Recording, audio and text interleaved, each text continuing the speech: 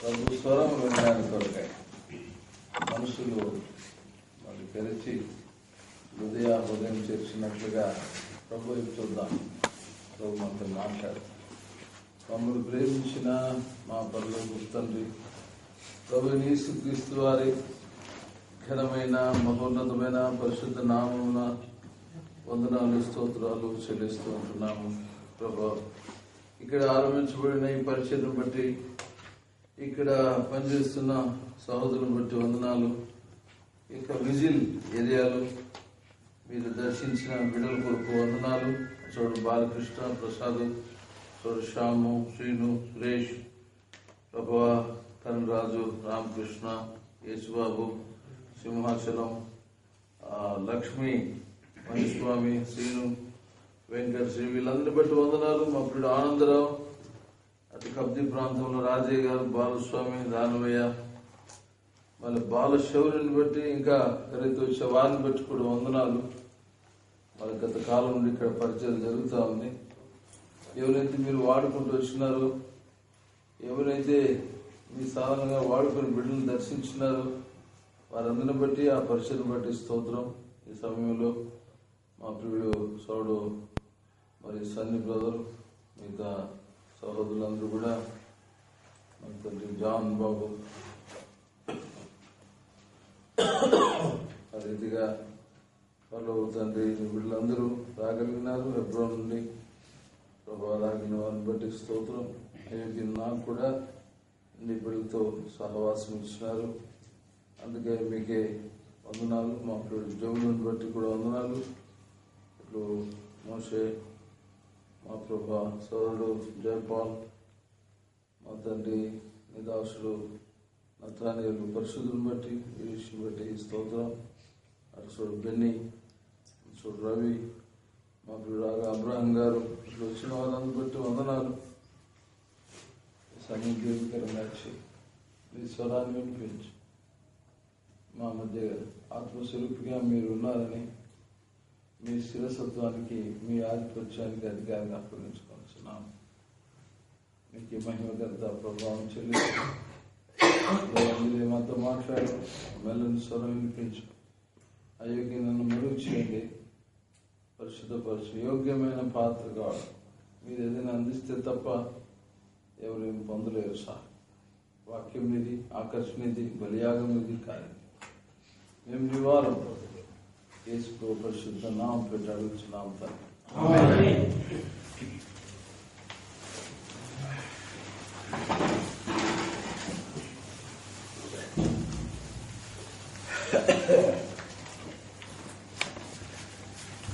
మరొకసారి ఈ యొక్క ప్రాంతంలో ఉన్న విజిల్ కబ్జీ ప్రాంతం మా ప్రియులందరికీ ప్రభుత్వ వందనాలు.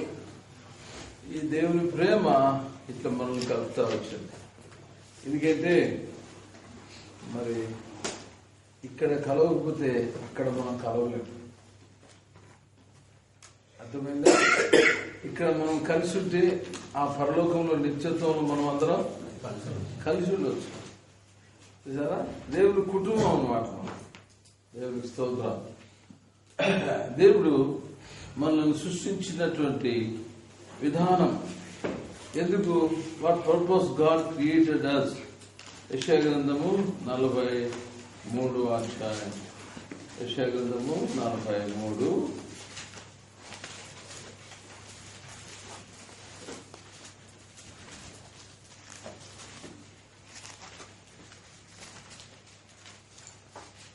ఏడో వచ్చిన అందుకు చదువుదాం. నా మహిమ నిమిత్తము నేను సృష్టించిన వారిని, నా నామము ప్రచురించబడాలని నేనే వారిని పిలిచిన వాడినే. చాలు. దేవుడు మనల్ని ఎందుకు సృష్టించినాడు? అక్కడే రాయడు. నా మహిమ నిమిత్తము. But the glory of God created for us. దేవుని మహిమ కొరకు దేవుడు మనం సృష్టించినాడు. దేవునికి మహిమ ఎట్లా వస్తుంది? కీర్తన గ్రంథము 50వ అధ్యాయము చివరి వచనము. దేవునికి మహిమ ఎలా వస్తుంది? 23 స్తుతి యాగం అర్పించువాడు నన్ను మహిమపరచుచున్నాడు. నేను వానికి దేవుని రక్షణ కనపరచునట్లు వాడు మార్గము సిద్ధపరచుకొనెను.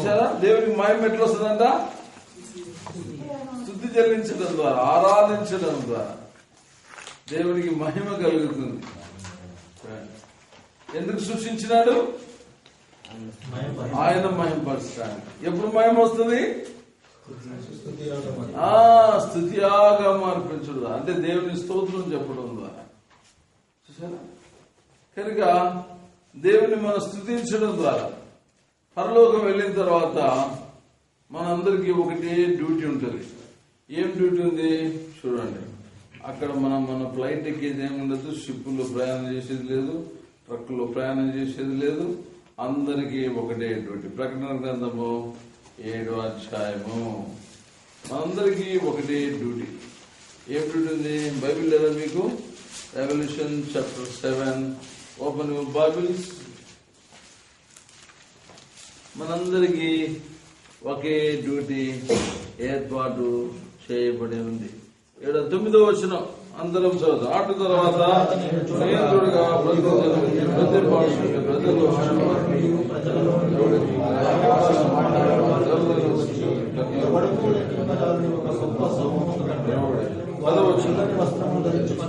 సింహాసనాసుడు మా దేవునికి గొర్రెపిల్లకు మా రక్షణకు స్తోత్రమని మహాశబ్దంతో. పరలోకం వెళ్ళిన తర్వాత మన అందరికి ఒకటే డ్యూటీ. Corporator duty ఏమనదు. నేను ప్రసంగం చేసే పాస్టర్ డ్యూటీ నాకేమనదు. డ్రైవింగ్ డ్యూటీ ఆనందరావుకి ఏమనదు. బ్యాంక్ డ్యూటీ మన సార్లకు ఏమనదు. అందరికి ఒకటే డ్యూటీ. ఏం డ్యూటీ? దేవుని ఆరాధించడం. చూడండి, ఇక్కడ నువ్వు స్తుతించలేకపోతే అక్కడ నువ్వు స్తుతించలేవు. అందుకోసమే ఇక్కడ నిన్ను సిద్ధపరుస్తా ఉన్నాడు. అక్కడ రాయబడింది కదా, స్తుతియాగం అర్పించేవాడు నన్ను మహిమపరుస్తూ ఉన్నాడు. నేను వానికి దేవుని రక్షణ కనపరుచున్నట్టు వాడు మార్గమును ప్రిపరేషన్ అవుతా ఉన్నాడు. చంద్రమండలానికి పోవడానికి ముందు ఇక్కడ రిహార్సల్స్ జరిగింది. ఇట్లా ఆ డ్రెస్ అదంతా వేసుకొని ఆ కక్షలో పోయిన తర్వాత అట్మాస్ఫియర్, ఆ వాతావరణానికి తగిన విధంగా ఉండడానికి ఇక్కడ ప్రాక్టీస్ చేసినారు. కాబట్టి చంద్రమండలానికి పోయి సుఖంగా మళ్ళా ఇక్కడే ఆ ప్రాక్టీస్ చేయకపోతే అక్కడ వెళ్ళడానికి మధ్యలో నిట్టయిపోయింది. అందుకే ఆ పరలోకంలో అందరం దేవుని స్తుతించడానికి ముందు ఇక్కడ మనం దేవుని స్తుతించడానికి దేవుడు చక్కగా మనల్ని ఏర్పాటు చేస్తూ ఉన్నాడు.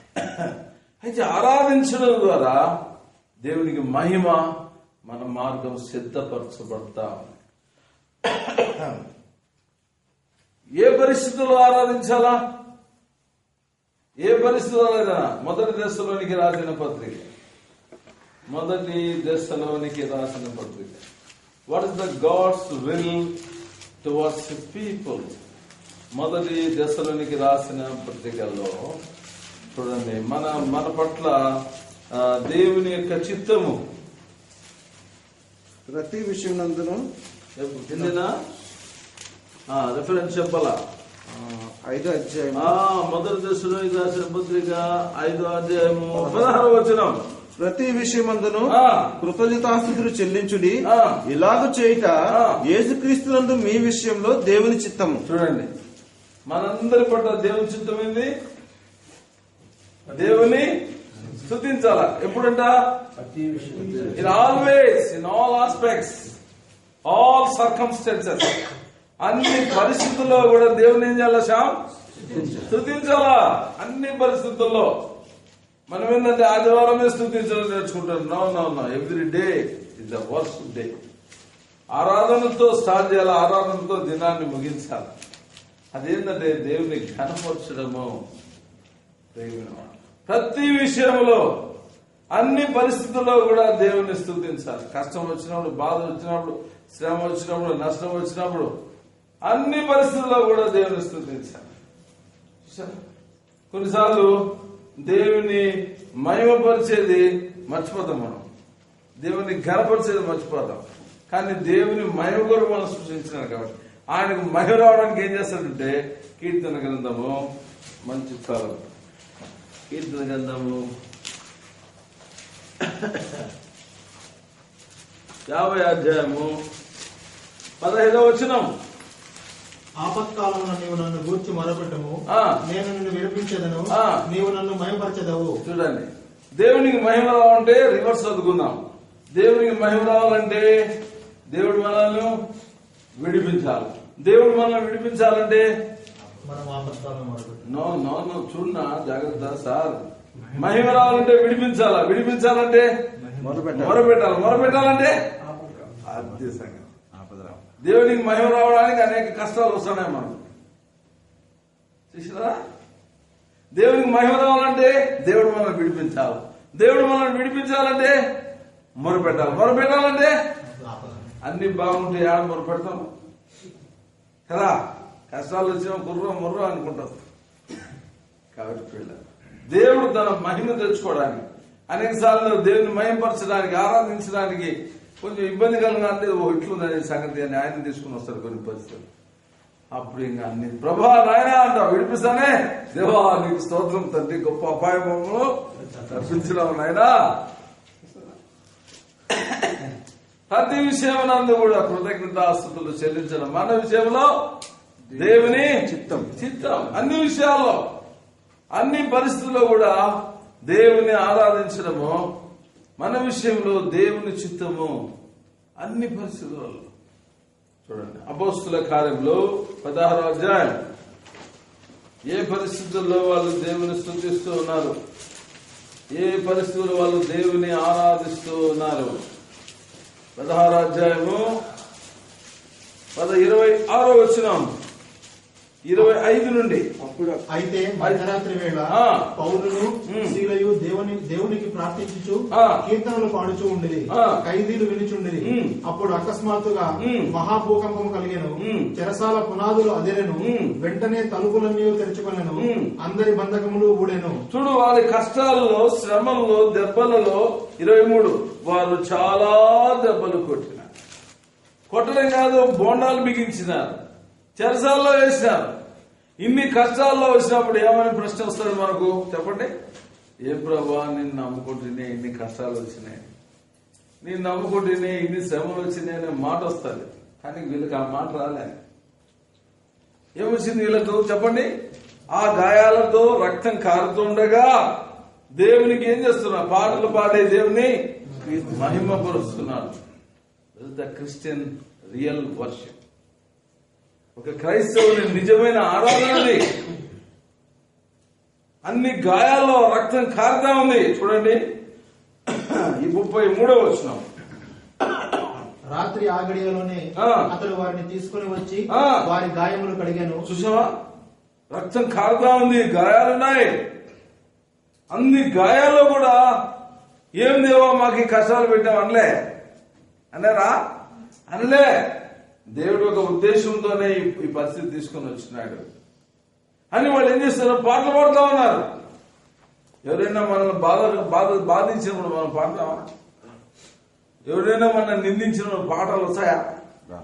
ఎవరైనా మనం తక్కువగా మాట్లాడారనుకో పాటలు వస్తాయా? రావు. ఒక్కసారి నేనేమనుకున్నామని మాటలు వస్తాయి కానీ పాటలు రావు. చూసారా, మన మందిరం మాది స్థలం దగ్గర ఒక ఆమె ఎమ్మెల్యే దగ్గర క్యాండిడేట్, భయంకర వ్యక్తి. రాత్రి ఎంఆర్ఓను ఎస్ఐని లీవ్ పెట్టేసి ఇల్లు కట్టింది. అంటే ఎంత పవర్ఫుల్ లేడు. అది ఎక్కడ? మన మందిరానికి స్థలం అంటే మన స్థలానికి అడ్డం main road, RMP road. 1 week లో ఇక్కడ రాళ్ళు కాబట్టి టక్క రాళ్ళు పేర్చడమే అనమాట. పక్కన వల్ల మీకు ఏమంటుంది? దేవుని సేవకుని ప్రార్థన చేస్తా వస్తున్న ప్రభు ఏం చేయాలి ఆయన? ఈ లోపల మీటింగ్స్ పోయే లోపల పక్కనే ఆల్రెడీ 10 feet మన స్థలంలో ఉంది, ఇంకా 10 feet యూదులకు వచ్చి ప్రొక్లైన్తో లెటిన్ పిట్టి తీయడానికి ముందు తీసి అయ్యే బాబు చూసుకో, ఇంకా బాధ అయితే ఇంకా కుదరదు కదా ఆయన తండ్రికి కాదని వెంటనే దేవుని కృపను బట్టి ఎస్ఐ మందిరానికి వస్తున్నాను. ఫోన్ చేశా, ఏమయ్యా బాబు నేను మీటింగ్స్ ఆఫ్ చేసుకుని రావాలన్నా నువ్వు చూస్తావా? నేను అప్పుడు కాకినాడ దగ్గర మీటింగ్స్ లో ఉన్నాను. లేదు లేదు అంకుల్ మీరు ఉండండి, నేను చూసుకుంటాను దాని. మేము పోయినాము ఆర్ఎన్బి ఇంజనీర్ వాళ్ళకి వెళ్ళి మొత్తం అక్కడ నుండి హైదరాబాద్ లెవెల్ హెబ్బర్ నుండి ఫోన్ చేయొచ్చు. ఇంజనీర్లతో వచ్చినారు, స్పాట్లో లేకుండా. నెక్స్ట్ డే మళ్ళీ సిపిఐ వాళ్ళని తీసుకొచ్చి జన్నాపత్రానికి కమ్యూనిస్ట్ పార్టీ చూడు ఎటువంటి పరిస్థితుల్లో. ఆదివారం అది మనకు 250 దగ్గర వస్తారు జనం. అందరు గ్రామం పోయేటప్పుడు అంకుల్ అంకుల్ జెండా పచ్చున్నారంటే అంతా పైన ఆయనకి 20 తలకే. మేమేమో నేను ఇంకొక 2-3 బ్రదర్స్ ఇంకా చూడు ఆ స్త్రీ ఇంతలా తిట్లు కొన్ని అయితే చెప్పొచ్చు, ఒరే నరికి ఇక్కడే పార్క్ పెడతారా నీకు ఎవరుంటామో సార్ చూసుకో, హాఫ్ అన్ అవర్ క్యాష్ ఇవ్వం, తిట్టుకొని తిడతా అన్ని నేను ఆశీర్వాదం సంపాదించుకుంటున్నాను లేమని వచ్చాను. ఏమో ఒక మాట దేవుడు ఎందుకు అనుమతించినాడో ఆ పరిస్థితుల్లో మనం కృంగిపోకూడదు, విచారించకూడదు, దిగిపోకూడదు. ఒక పర్పస్ ఉంటుంది కనుక అన్ని పరిస్థితుల్లో కూడా ప్రతి విషయమునందు ఆ కృతజ్ఞతాస్తుతులు చెల్లించుట దేవుని చిత్తం. కాబట్టి వాళ్ళు ఆ గాయాలతో ఆరాధన చేస్తున్నారు. ఎప్పుడైతే పాటలు పాడడం మొదలు పెట్టాడో అయిపోయిన సంగతి ఏమైందట, భూకంపం వచ్చిందట. చూడేట్లు భూకంపం వచ్చింది, చెరసాల పునాదులు అదిరీలు అందిన బంధకములు ఊడిపోయిన అయిపోయిన సంగతి విడుదల వచ్చేసింది. ఆరాధనలు ఎంత పవర్ ఉందో చూడండి, అందరి బంధకాలు ఊడిపోయినాయి. ఈ కోయిట్లోని లక్షల్లో వేలల్లో ఉన్న ఈ బంధకాలు ఊడాలంటే మనం ఏం చేయాలా? అది సంగతి. ఆరాధనలో అంత పవర్ ఉంది, ఆరాధనలన్నీ ఆశీర్వాదాలు ఉన్నాయి. ప్రేమ మాట సైతాను ఓడిపోవాలంటే తప్పకుండా మనము అయ్యా ఇప్పుడే ఒక మూల పడి ఒకసారి పడిపోయింది, నీ పెద్ద కూతురు చనిపోయింది అని డెడ్ బాడీ సంగతి చెప్తున్నాడు యోగం. ఇంకోడు అయ్యా నీ పెద్ద కొడుకు ఆడున్నాడు, పడిపోయినాడు, చచ్చిపోయినాడు. ఇంకొకటి వచ్చి మొత్తం న్యూస్ అంతా వచ్చింది ఎవరి దగ్గరికి, డెడ్ బాడీలు బహుశా మోసుకుని వచ్చాడు పెట్టినారమ్మా. ఏమి దేవుడా కనీసం ఒక్కను కూడా మిగిల్చలేదే అని అనలే. యెహోవా ఇచ్చును, యెహోవా తీసుకుని యెహోవా నామమునకు. ఎప్పుడైతే ఆ బాధలో వచ్చిన ఆరాధన ఏం చేశారు సార్, అంతవరకు సాతాను డిస్కషన్ చేసింది యేసు ప్రభుతో. అయిపోయా సెకండ్ చాప్టర్ నుండి సాతాను అడ్రస్ లేదు, ఓడిపోయినాడు. గుర్తుపెట్టుకో, ఆరాధనలో ఎన్ని ఆశీర్వాదాలు ఉన్నాయి. నువ్వు నోరు తెలిసి దేవుని స్తుతించడం ద్వారా అనేకుల బంధకాలు ఊడిపోతాయి. నువ్వు ఆరాధించడం ద్వారా సాతాను ఓడిపోతుంది. ఎన్ని ఆశీర్వాదాలు కనుక నువ్వు ఆరాధన చేయడం ద్వారా దేవునికి మహిమ. ప్రభును ఆరాధించకుండా ఉండదు. అందుకే ఉన్నాడు, సజీవులు సజీవులే కదా నిన్ను స్తుతించదు, నిన్ను మృతులు నిన్ను స్తుతించారు. అంటే చచ్చిపోయిన వాళ్ళు దేవుని ఆరాధించలేరు. ఇప్పుడు మనం బ్రతుకున్నామా చచ్చిపోయినామా చూసుకోండి, కొంచెం గిచ్చుకోండి. అందరిలో ప్రాణం ఉంది, ప్రాణం ఉన్న ప్రతి మనిషి కూడా దేవుని ఏం చేయాలి చెప్పండి, అది సంగతి. అప్పుడు సాతాను ఓడిపోతారు, అనేకుల బంధకాలు ఊడిపోతాయి. ఆరాధనలో అంత ఆశీర్వాదం. అయితే సైతాన్ ఏం చేయాలి సార్, ఆరాధన చేయడానికి ఆరంభించగానే ఇంత చలిలో కూడా చెమట పుడుతుంది, గొంతు ఇంటిపోతారు. ఆరాధన చేయాలని ఉంటుంది, స్తోత్రం అనే లోపలే అయిపోయా ఒళ్ళంతా బదులు పుట్టి నోరు తెరచలేకపోతుంది. నో, ఎన్ని పరిస్థితులు వచ్చినా 2 మాటలైనా నోరు తెరిచి దేవుని ఆరాధన. సరే, ఆరాధన యొక్క భాగాన్ని దేవుని వాక్యంలో నుండి ఇర్మియా గ్రంథం 31:3 చూద్దాం. ఇర్మియా గ్రంథం 31:3.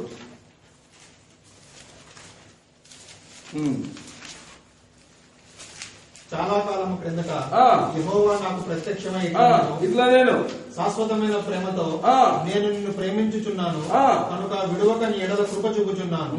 చూడండి దేవుని ప్రేమ ఎంత గొప్ప చూడండి. ఏమంటున్నా అంటే చాలా కాలం క్రిందట ప్రత్యక్షమై ఏమంటున్నాడు? నేను శాశ్వతమైన ప్రేమతో నేను నిన్ను ప్రేమిస్తున్నాను. చూడండి ఎట్లుంది అన్నమాట. నిన్ను ప్రేమిస్తున్నా అంటే అర్థమైంది, నువ్వు నన్ను ప్రేమించకపోయినా నేను ప్రేమిస్తూ ఉన్నాను. రెండవది, విడువక నీ ఎడల అంటే అర్థమైందంటే అనేక పర్యాయములు మీరు నన్ను విడిచిపెట్టినావు, కానీ నేను నిన్ను విడిచిపెట్టలేదు. రక్షించబడిన నాటిని నేటి వరకు పిల్లలు ఎన్నిసార్లు అయితే ఆయన ప్రేమలో మార్పు రాలే. ఎన్నిసార్లు దేవునికి విరోధంగా ప్రవర్తించినావు, తలంచినావు, నడిచినావు, జీవించినావు, ఆయన ప్రేమలో మార్పు రాలే. స్టిల్ సేమ్ లవ్, అదే ప్రేమ. 2014 సంవత్సరాల క్రితం సిలువలో ఏ ప్రేమ చూపించినాడో అదే ప్రేమ నీ ఎడలో నా ఎడల కనపరుస్తూ ఉన్నాడు. అందుకే భూమి మీద మనం బ్రతికే ఉన్నాం. మనలో మార్పు వచ్చినట్టు ఆయన ప్రేమలో మార్పు వచ్చింటే ఎవరు కూడా ఉండము, మనం ఎవరు ఉన్నాం ఇక్కడ. గుర్తుపెట్టుకోండి, ఏ మనుషుడు కూడా పరిపూర్ణుడు కాదు, ఏ మనుషుడు పర్ఫెక్ట్ కాదు in the sight of God.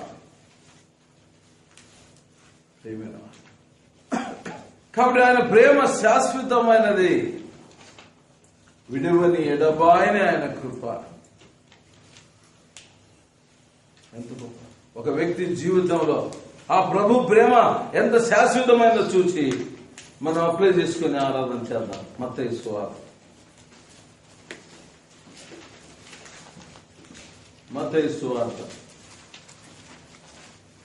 16వ అధ్యాయం.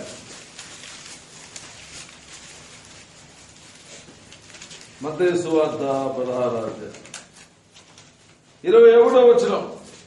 అప్పటి నుండి తాను యెరూషలేమునకు వెళ్లి పెద్దల చేతను, ప్రధాన యాజకుల చేతను, శాస్త్రుల చేతను అనేక హింసలు పొంది చంపబడి 3వ దినమున లేచుట అగత్యమని యేసు తన శిష్యులకు తెలియజేయ మొదలుపెట్టగా పేతురు ఆయన చేయి పట్టుకుని, ప్రభువా, అది నీకు దూరమవును గాక, అది నీకెన్నడూ కలగదని ఆయనను గద్దింపసాగాను.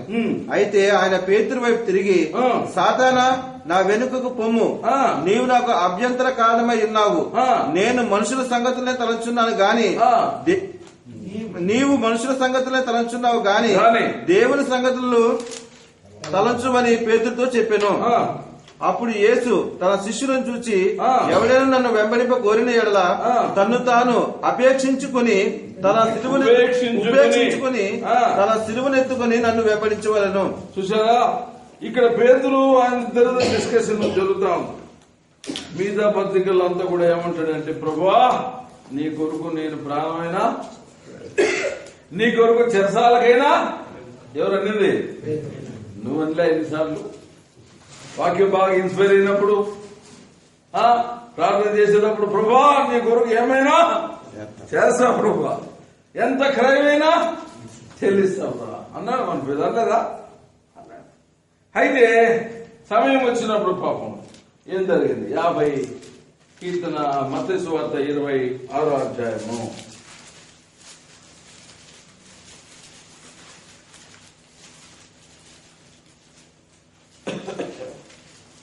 40వ వచనం. ఆయన మరలా శిష్యుల యొద్దకు వచ్చి వాడు నిద్రించుట చూచి, ఒక గడియలను నాతో కూడా మేల్కొని ఉండలేదా? మీరు శోధనలో ప్రవేశింపకుండానట్లు మెలకుగా ఉండి ప్రార్థన చేయడి. ఆత్మసిద్ధమే గాని శరీరం బలహీనమని పేతురుతో చెప్పి. అంటే ప్రేయర్లు ఎవరున్నారు? ప్రాణం పెడతా అన్నాడు. ఎక్కడికి పోయినా అక్కడ ఉన్నాడు, ఎంతబడే ఉన్నాడు. ఎవరు? టైం అయింది, వచ్చి పట్టుకున్నారు. పట్టుకుంటానే ఏమైంది? 56వ వచనం. 56. అయితే ప్రవక్తల లేఖనములు నెరవేరినట్లు ఇదంతయు జరిగినని చెప్పాను. అప్పుడు శిష్యులందరూ ఆయనను విడిచి పారిపోయి. అయ్యో, ప్రాణం పెట్టన్నాడు. ఏమన్నాడు? జైలు పోతా అన్నాడు. ఏమన్నాడు? ఎడారు ఎటు పోయిండో కదా. ఏం షాప్? ఎక్కడికి పోయినాడు? ఎక్కడికి పోయినాడు? చూడండి, ఈయన ప్రేమ ఇలాంటిది. అందుకే ప్రభు ఏమన్నాడు? నా ప్రేమ శాశ్వతమైనది. నీ ప్రేమ ఉద్రేకమైనది. కొద్ది కాలం ఉంటావు, తొస్ అంతే, టైర్కి పంచర్ అయినట్టే. కానీ అట్లాంటిది కాదు దేవుని ప్రేమ. చూడండి, ఈ మనిషి జీవితంలో ఆ వాక్యం ఎంత నెరవేరిందో. 57వ వచనం జాగ్రత్త చదువుతారండి. యేసును పట్టుకుని వారు ప్రధాన యాజకుడైన కయప యొద్దకు ఆయనను తీసుకొని పోగా అక్కడ శాస్త్రులను పెద్దలను కూడి ఉండిరి. పేతురు ప్రధాన యాజకుని ఇంటి ముంగటి వరకు ఆయనను దూరం నుండి వెంబడించి. చూసారా ఎవరు ఎక్కడున్నాడు? దూరం నుండి అయిపోయింది, స్టార్ట్ అయిపోయింది. పారిపోయినాడు. ఇప్పుడు ఈ పరిస్థితి ఎట్లా ఉందంటే దూరంగా ఉన్నాడు. ఎంత బలహీనైనాడు. పారిపోయినా ఆయన ప్రేమ మారిపోలేదండి. దూరంగా వెంబడించిన ఆయన ప్రేమ మారిపోలేదు. వెంబడించి లోపలికి పోయి దీని అంతమేమవునో అంటే అర్థం అంటే ఏమొచ్చింది ఆయనకు? అవిశ్వాసం వచ్చింది. శిష్యుడే ప్రాణం పెడతాడే, ఏమొచ్చింది ఆయనకు? అవిశ్వాసం వచ్చింది. అయినా ప్రభు ఆయన విడిచిపెట్టలేదు. దీని అంతమేమోనో చూడవాలని బంట్రోతులతో కూడా యేసు ప్రభు శత్రువులతో కూర్చున్నాడు. చూడండి ఎట్లుందో. యేసు ప్రభుని శిక్షించే వాళ్ళతో కూర్చున్నాడు. యేసు ప్రభుని పట్టుకుపోయిన వాళ్ళతో కూర్చున్నాడు. నంబర్ 1 దూరం పరిగెత్తిపోయినాడు. నంబర్ 2 దూరంగా వెంబడించినాడు. నంబర్ 3 అవిశ్వాస అయినాడు. నంబర్ 4 యేసు ప్రభువుకు విరోధమైన వ్యక్తులతో. ఎవరు? నువ్వు కాదా?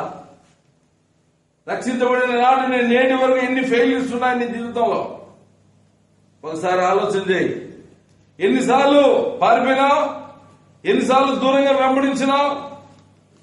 ఎన్నిసార్లు అవిశ్వాస అయినావు? ఎన్నిసార్లు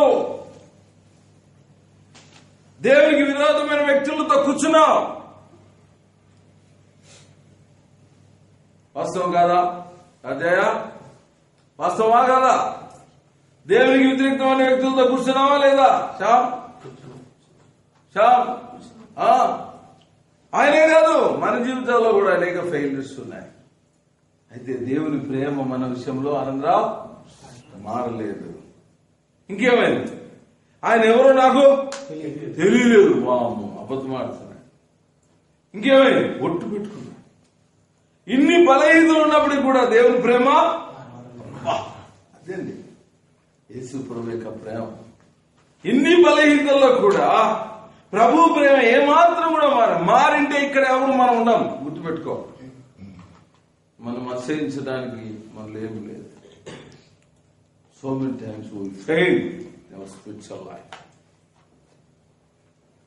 ఎంత ప్రేమ చూడండి. యోహాను సువార్త 21వ అధ్యాయం.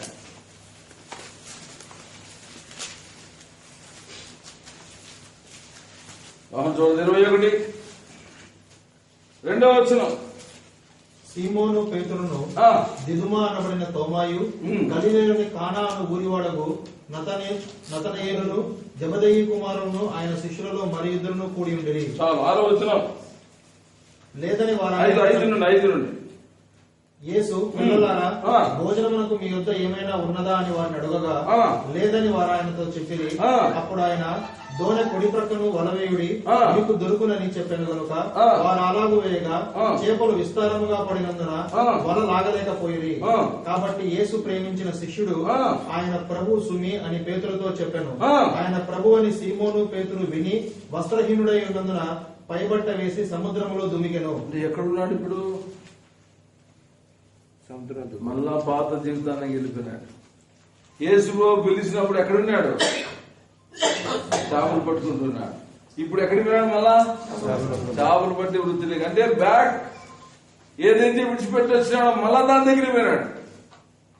ఇన్ని బలహీనతలు ఉన్నా కూడా దేవుని ప్రేమ ఉన్నాడు. అసలు ఎలాంటి స్పాట్ లో ఉంటాడంటే నేను కూడా చేపలు పట్టబోదును. ఆ మాట చూడనట్లు ఇక్కడ ఒక ఇంపార్టెంట్ మాట. నేను చేపలు పట్టబోదును. ఎవరు? నేను కూడా నాకు ఎక్స్పర్ట్. నేను చేపలు పడతా. నేను చేపలు పట్టబోదును అన్నాడు. ఒక్క చేప కూడా దొరకలే. గుర్తుపెట్టుకో, నేను చేస్తాను ఎప్పుడైనా అనుకున్నావా? ఫినిష్ నీ జీవితంలో. ఒక్క చేప కూడా ప్రభా నేను కాదు క్రీస్తు అంటే ఇట్లే ఉంటుంది. I became C. ఐ అంటే నేను, సి అంటే క్రైస్ట్, యేసు ప్రభు. ఐ అంటే నేను. ఐ ఏం కావాలి ఇప్పుడు? బెండ్ అయినప్పుడు ఏమైంది? అది సి అయితే సి ఫర్ క్రైస్ట్. అది నేను కాదు, క్రీస్తే అంటే కావాల్సిన చేపలు పడతాయి. నేను చేయగలను, నేను వాక్యం చెప్పగలను, నేను సంఘం కట్టగలను, నేను నడిపించగలను. No, wrong. నేను అనేది పోయింది. ఎక్కడికి? సముద్రం దగ్గర నేను అనేది పోయింది. ఒక్క చేప కూడా. ఇప్పుడు ఏమన్నాడు? నీ మాట చొప్పున. నా మాటలన్నీ ఫెయిలే. నీ మాట చొప్పున ఇప్పుడు వలేస్తా. విస్తారమైన చేపలు పడ్డాయి. ఎప్పుడైతే యోహాన్ అన్నాడు, అయ్యా పీటర్, ఎవరెన్నుకున్నావు? ఆయన ఎవరెన్నుకున్నావు? ఎవరంట? ఆయన ప్రభు. సుమి అనగానే సిగ్గుపై దమాన్ దూకేసిన నీళ్ళు. అయ్యో, జైలు పోతా అన్నాను, ప్రాణం పెడతా అన్నాను, దూరంగా వెంబడించినాను, అవిశ్వాస అయినాను, బండ్రతులో కూర్చున్నాను, ఒట్టు పెట్టుకున్నాను, అబద్ధం అన్నాను, అయినా నా విషయంలో ఆయన ప్రేమ మారలేదే. ఎప్పుడు రోజు మీద చేవేసుకొని ఒడ్డుకు తీసుకోవాలి. ఇటా 21వ అధ్యాయము 15వ వచనం 15. వారు భోజనము చేసిన తరువాత యేసు సీమోను పేతురును చూచి, యోహాను కుమారుడైన సీమోను, దీనికంటే నీవు నన్ను ఎక్కువగా ప్రేమించుచున్నావా అని అడుగగా, అతడు అవును ప్రభువా, నేను నిన్ను ప్రేమించుచున్నానని నీవే ఎరుగుదు అని ఆయనతో చెప్పాను. యేసు నా గొర్రె పిల్లలను మేపుమని అతనితో చెప్పాను. అందరికంటే నీ ప్రేమ నాకు మిక్కుటంగా ఉండాలి. మరి ఎందుకు? అందరికంటే ఎక్కువగా నేను నిన్ను ప్రేమించాను. ప్రేమించినోడు ప్రేమించమని అడగడంలో న్యాయం కాదా? ఇన్ని బలహీనతలో, ఇన్ని పొరపాట్లో నేను నిన్ను ప్రేమించినాను కదా. పేతురు, చెప్పయ్యా ఇప్పుడు చెప్పంటే, లేదు ప్రభు, ఇంకా నా వల్ల కాదు, నిజంగా నేను నిన్ను ప్రేమిస్తే బాబా నిజం చెప్పు అన్నాడు. లేదు స్వామి, నీకే తెలుసు నా సంగతి నిజంగా. అందుకే ఆయన పట్టుకున్నప్పుడు ఆ దేశంలో చంపుతా అంటే, అయ్యో బాబు, ఇట్లా చనిపోవడానికి నేను యోగ్యుని కాదు, తల కిందులుగా సిలువ వేసినాను చంపండి. ఆయన ఆరాధన ఎట్లుందంటే, తన ప్రాణం ఇచ్చి దేవుని ఆరాధించిన. పేతుల ఆరాధన ఊరికే నోటితో స్తోత్రం చెప్పడంలే, తన ప్రాణం ఇచ్చి దేవుని ఆరాధించిన. అది ఆరాధన. అంతగా దేవుని ప్రేమను రుచించినాడు ఎవరు? కనుక శాశ్వతమైన ప్రేమతో నేను నిన్ను విడువక నీలా. ఏమి అంత బలహీనుడను, అంత బలహీనమైన వ్యక్తిని గురించి ఆయన మాట్లాడిన స్టేట్మెంట్ ఏం తెలుసా? నేను నిన్ను మనుషులు పట్టు జాలరుగా చేస్తాను. బాబా, నాకంటే గొప్ప కార్యాలు చేయాలను. ఇన్ని బలహీనతలు, ఇన్ని పొరపాట్లున్నా ఆ దేవుని యొక్క ప్రణాళిక, ఓ బలహీనమైన వ్యక్తి విషయంలో, నీ విషయంలో దేవుని ప్రణాళిక ఎంత గొప్పదంటే, ఇన్ని బలహీనతలు, పొరపాట్లు నీలో ఉన్నా ఆయన మహిమ కొరకు నేను వాడుకోవాలని, ఆయన ప్రణాళిక నీలో నెరవేరాలి. అందుకే పీటర్ ప్రసంగం చేస్తాను. ఎంతమంది అంట? ఎంత ఆశ్చర్యం! 3000 మంది రక్షించబడడానికి ఈ అబద్ధికుని వాడుకున్నాడు. 3000 మంది రక్షించబడడానికి ఈ అవిశ్వాసిని వాడుకున్నాడు. 3000 మంది రక్షించడానికి ఈ పిరికివాడిని వాడుకున్నాడు. ఎవరయ్యా? నీవే. ఎన్నిసార్లు దేవునికి ఇష్టం లేని జీవితం జీవించిన ఆ ప్రభు ప్రేమ నీ విషయంలో మారలేదు. మన బలహీనతను బట్టి కాదు, ఆయన ఉచితమైన కృపను బట్టే. కానీ ఎలాగా నువ్వు మౌనంగా ఉండగలవు? చెప్పు, ఎలాగా నువ్వు మౌనంగా ఉండగలవు? ఇన్ని మేలు నువ్వు అనిపించినావు కదా, ఎట్లా మౌనంగా ఉంటా? ప్రభు అన్నాడు యెరూషలేములో ఆ పోతా ఉంటే, హోసన్నా జై, హోసన్నా జై అంటా అంటే వీళ్ళకంతా కొంచెం ఇబ్బందికరంగా ఉంది. శాస్త్రం ఏమని తెలుసా? అరే, మీరు కేక వేయకపోతే ఈ రాళ్ళు కేకలేస్తాయి. ఎవరు రాళ్ళు? ఇవే, మనమే. ఆ రోజు వాళ్ళు కేకలేసి ఆరాధించలేకపోయినారు కాబట్టి ఈ రాళ్ళకు ఛాన్స్ వచ్చింది. సజీవమైన రాళ్ళు మనం. ఈ గోడలో ఉండేది కదలని రాళ్ళు, ఇవి కదిలే రాళ్ళు. ఎంత భాగ్యం ఇచ్చినాడు కనుక ఎంత మౌనం ఉండగలవు చెప్పు. ప్రభువా, మన్ను నిన్ను స్థితించలేదు కదా, నన్ను జీవంతో ఉంచిన. ఇన్ని బలహీనతల్లో నీ ప్రేమ మారలేదే ప్రభువా. ఎట్లా నేను మౌనంగా ఉండగలను స్వామి? ఎలాగ నేను మౌనంగా, ఏ రీతిగా నేను మౌనంగా ఉండగలను? ఎలా ఆరాధించకుండా ఉండగలను ప్రభా? ప్రభు పిల్లల కొద్దిసేపు ఖచ్చితంగా ఇక్కడున్న వాళ్ళకి అవకాశం, ఆ తర్వాత మిగతా వాళ్ళకు ఉదయకాలం సమయం లేక ఆరాధించుకుంటుంటారు కదా, వాళ్ళకి చాలా ప్రభుని ఆరాధించారు.